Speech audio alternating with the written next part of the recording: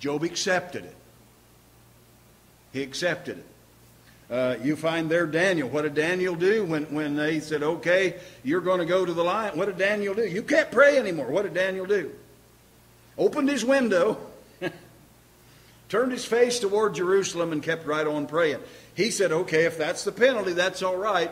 He accepted the situation. God, if this is where you want me, then I'm yours. It's all the same. He accepted the situation. All right? What about Paul? You go back again to Philippians chapter 1. He said, one thing I've noticed is that a lot of people are more bold to preach the gospel. Lots of good things are happening because I'm here. He accepted the situation. In chapter 4, what did he say? He said, I've learned in whatsoever state I am, therewith to be content. God, if this is where you want me.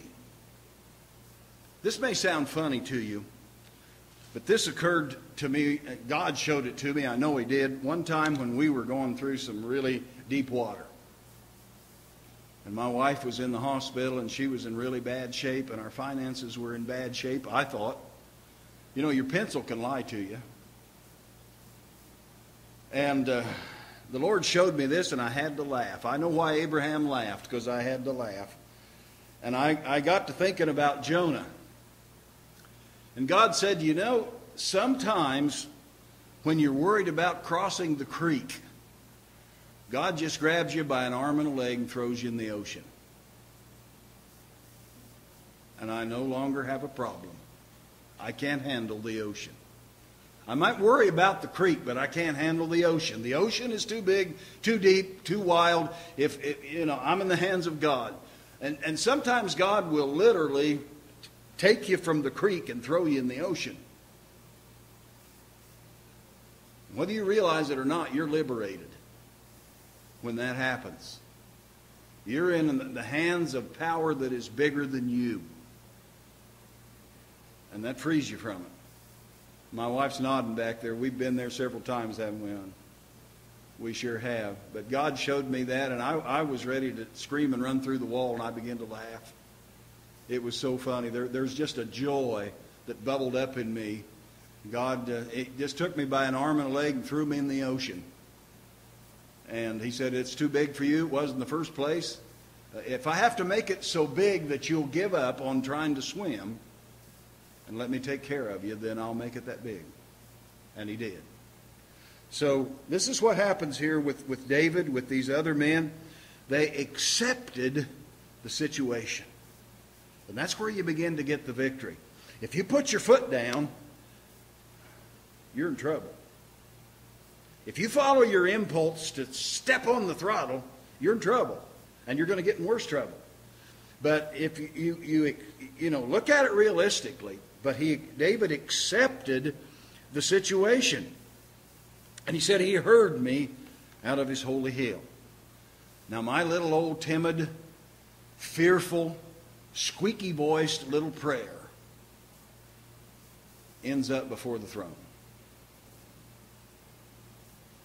It ends up before the throne.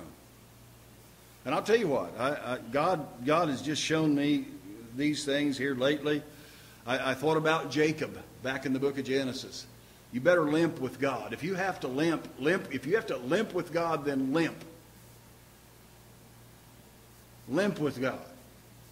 If you have to wait years with God like Abraham, looking for promises that seem like they're never going to come, then wait for years with God.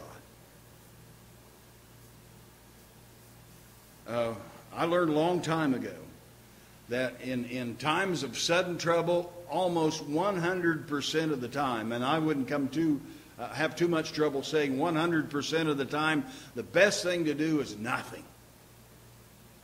Give it a little bit. Take your foot off the gas. And don't make the skid worse by trying to drive out of it. Take your foot off the gas. He said, He heard me out of His holy hill. He accepted the situation. He gave it to God, and he said, God, I'm yours. This is what you've done with me. I belong to you. Here I am. I don't know what David prayed. It'd be interesting to know, wouldn't it? I don't know what he prayed. All right, he said, I laid me down and slept. I awaked, for the Lord sustained me. You don't know how to sleep through some of these things? If you just accept the situation and say, whether I'm in the frying pan or in the easy chair, I'm in God's hand. It's all the same. You know, the frying pan can become an easy chair. Do you think Daniel had trouble sleeping in the lion's den? You think Daniel had trouble sleeping? I'll bet he went down there, and I wouldn't say, some guys, and he may have, some guys say, oh, I'll bet old Daniel went down there and cuddled up to one of those lions and used him for a pillow. I don't know, but I'll bet he didn't sit down there and lion watching all night with his eyes bugged out, do you? I don't think he did. David went over there. He has no idea how many people are after him.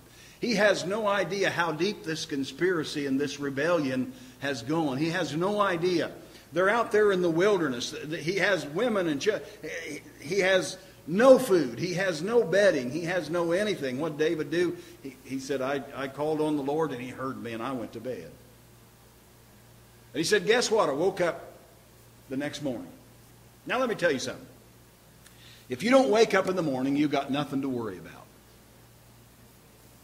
about. If you do wake up in the morning, you still got nothing to worry about. So why would you lay awake all night and worry about it? Think about it. I mean, that's right here. You got nothing to worry about. The only thing you got to worry about is acting on your impulse and charging yourself into more trouble. You'll play right into Satan's hands, and he will have a ball before God can straighten you out. That's what's going to happen. He said, I woke up, for the Lord sustained me. All right? So he accepted it.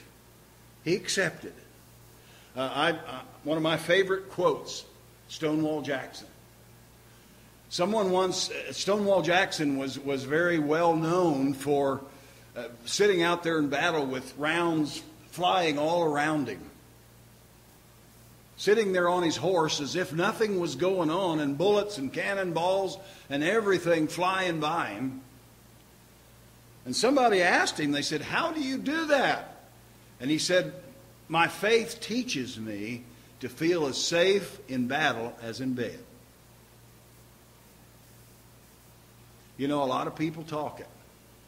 But when things get tough, you wonder, you'll find out whether you got it or not. And you'll find out that there's a difference between that faith. You know the song, life's so easy when you're up on the mountain. And faith seems strong when life's at its best. But down in the valley, trial and temptation, that's when faith is really put to the test.